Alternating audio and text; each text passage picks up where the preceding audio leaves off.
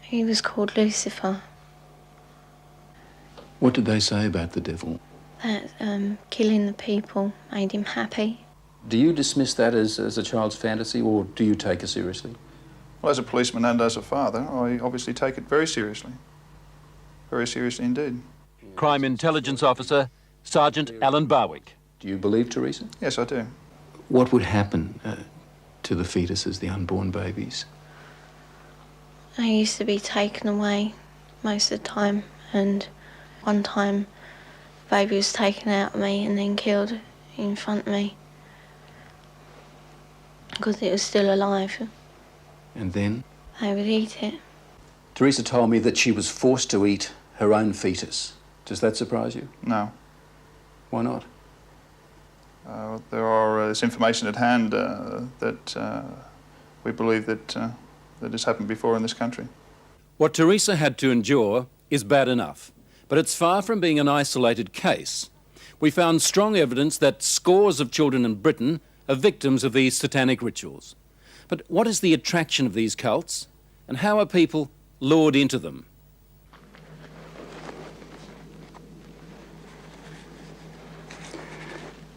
In nomine Dei Nostri Satanis Luciferi Excelsis. In the name of Satan, the ruler of the earth, the king of the world, I command the forces of darkness to bestow their infernal power upon me. David Austin is rare among Satanists. He will actually talk about some of their ceremonies. He denies taking part in child abuse himself, but he's sure some others do. There are people that are using the occult, are claiming to be Satanists, and that they are abusing children. We know it. No sex with children in his cult, says David Austin, but he confirms that sex is a part of some of their ceremonies. Some of our rites are sexually orientated, and again, we have to take into the fact that we do take, in some rites, a bisexual approach to some of our actions. I also witnessed a 9-day-old baby being slaughtered for human sacrifice. Audrey Harper. She spent 5 years in a satanic cult before she escaped. Why did they kill that baby? Why sacrifice a child? Satan likes pure sacrifice, and human sacrifice is better than animal sacrifice, so they are pleasing the master.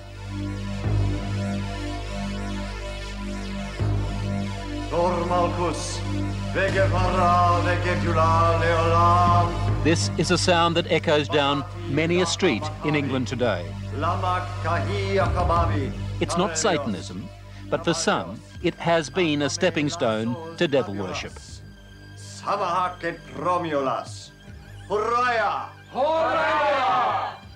Witchcraft, the so-called harmless end of the occult.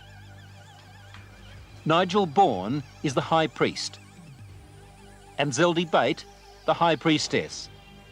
They play out their pagan rituals in gatherings they call covens. O thou circle, be thou a meeting place of love and joy and truth, a rampart of protection for all those who stand herein. Wherefore I do bless thee, and I do consecrate thee, in the most holy and potent names. You're a witch. I am. Zeldy and Nigel worship nature and the changing of the seasons. Now is the moment of the spring equinox, when day and night are equal. Nothing to do, they say, with Satan. It's a common belief that witches worship Satan, but we can't worship Satan because we don't even acknowledge his existence. Is witchcraft harmless? No. But then no religion is harmless. You're saying it can be harmful? Yes, can be dangerous? Of course it can. Anything that is taken to extremes can be dangerous. We as a coven were looking for more, really, more kicks. David Stillwell. He started off in witchcraft. He finished up in something very different. Collectively as a group, we decided to explore Satanism. Now, you were looking for more kicks. What did you end up doing? Animal sacrifice. Sacrificing animals, birds and rabbits and pigeons, doves, things like that. O thou incense, be thou a fit and sweet-smelling Getting bored sacrifice, with rituals like bringing this sweet odours turned unto the David nostrils Stillwell of and his gods, coven in away grace from and worshipping giving Mother all Nature gods. to worshipping the devil. He was heading towards the kind of depravity that we heard Teresa describe. Could you look up ahead and think to yourself, well, the next sacrifice might be a child? Yeah, it's always something that's at the back of your mind. While I was in this coven, we met people of other covens that purported to have taken part in child sacrifice. They used to burn witches in this country, and there are moves afoot in the British Parliament to have the worst forms of witchcraft outlawed again, especially the Satanists. But that's not so easily done. Witchcraft is just another religion here, and banning it opens the whole question of freedom of religion. Meanwhile, the signs are that Satanism is spreading its evil at an alarming rate. We've got to be aware of it. We don't know how big it is, but we've got to take it seriously. Ray Wire, the therapist we took Teresa's story to. Her case is bad enough, he says, but in sheer numbers, not the worst. The father had 10 children. He ritually, sexually abused them in every way possible. Those 10 children were eventually taken into care. Those 10 children became adults, and between them they had 23 children. Subsequently, the grandfather, those 10 adults and now the 23 children were all involved in ritual abuse, and grandfather and those 10 adults sexually abused those children in every way possible in a satanic way. I wanted, I suppose, a bit of excitement, something slightly different, something that gave me an experience. Despite the harm suffered by children like Teresa, David Austin still defends Satanism. I don't call it dangerous. I don't say it's dangerous. Yes, it's like anything else. If you've got nitroglycerine in a hot kitchen, it's dangerous. If you start playing football with it, it's dangerous. As the athame is to the male, so the cup is to the female. To Nigel and Zeldy, this is a sacred ritual, a fertility rite. Forth the blessing. Most witches agree sex is an important part of their craft, but say it's only symbolic. Blessed be. Satanists also use sex in their rituals, but it goes far beyond symbolism. Take Audrey Harper's experience. The warlock, the master, just raped me. He's the high priest of the coven. Married to the devil, is that what it meant? That type of thing. Yes, only, you know, there's no ceremony. But the act of unity completes my initiation ceremony. I now belong mind, body and soul to Satan.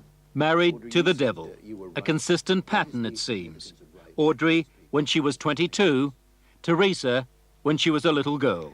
They used to marry the kids to Lucifer.